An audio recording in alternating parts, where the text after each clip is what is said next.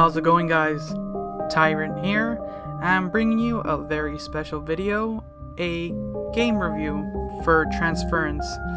It's a psychological thriller adventure developed by SpectreVision and Ubisoft Montreal. It came out September 18th, 2018, so a bit late for a review, but you know, it was a very interesting game. It was released for the PS4, Xbox One, and PC. So, Transference is a game about a family that is dealing with some serious issues, and that's putting it lightly. So, from my understanding, you're somewhat in a simulation that was created by this scientist named Raymond, who kind of sucked in his family into some real like deep stuff. So you basically have Raymond, his wife, and his son Ben. I'm not gonna lie, it's a very trippy game. Surprisingly short. My gameplay experience was just shy of 2 hours. I did get stuck on a couple of puzzles, but that was my own stupidity. So the game itself. So this game can be played with a VR headset. I do own one, but I do not have the room to properly set it up.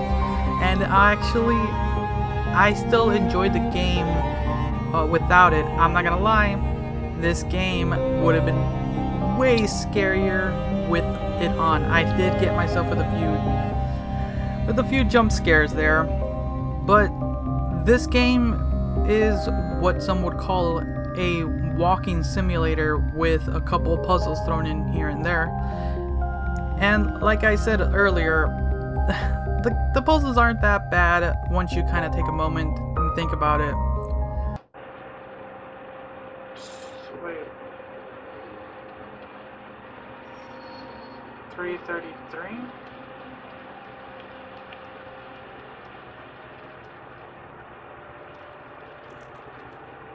And I never found myself too frustrated to a point where I just had to take a moment and sit back.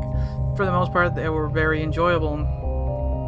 And the aspect of this game and what I believe they were trying to do was basically following the tale of each character through this weird phase shifting, which I found very intriguing.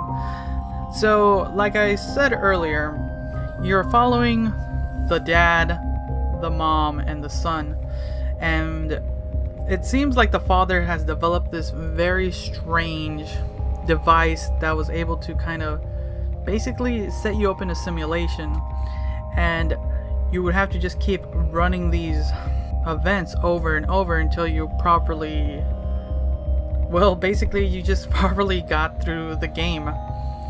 And I like how they kind of mixed up the worlds for each person depending on their personality.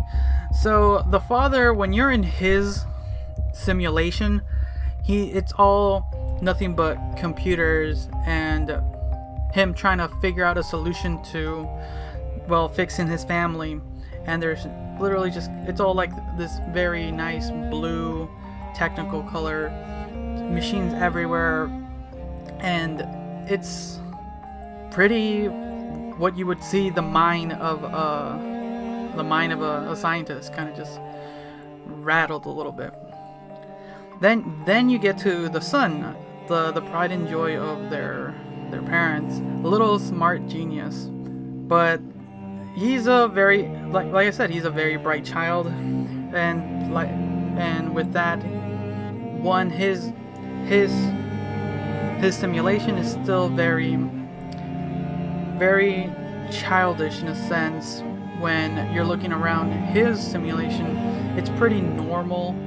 It's still kind of, it's set in the time with around his birthday, or it is his birthday, and you just see like drawings on the walls and everything, and it's depicting some very dark storylines. And then when you get to the mother, she has the most serious simulation, and they don't hold back. It's this deep crimson. You just hate being in there. Like, overall, the color red just kind of intensifies people.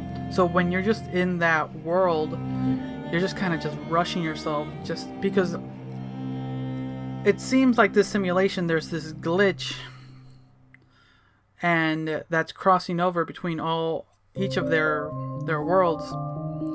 And I'm not gonna lie, like I said, you get a couple jump scares in there. Oh shit!